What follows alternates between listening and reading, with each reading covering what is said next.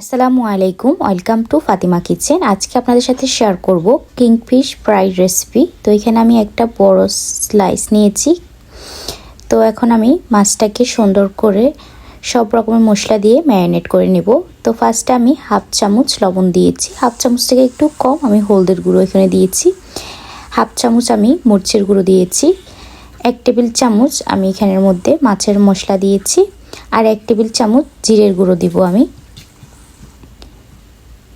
তারপরে এখানের মধ্যে আমি 2 টেবিল চামচ রেগুলার রান্না করার যে তেলটা সেটা দিয়ে দিয়েছি, 1 টেবিল চামচ রসুনের পেস্ট দিয়ে দিলাম। দিয়ে এখন ভালো করে সব মশলা একসাথে মিক্স করে নিতেছি।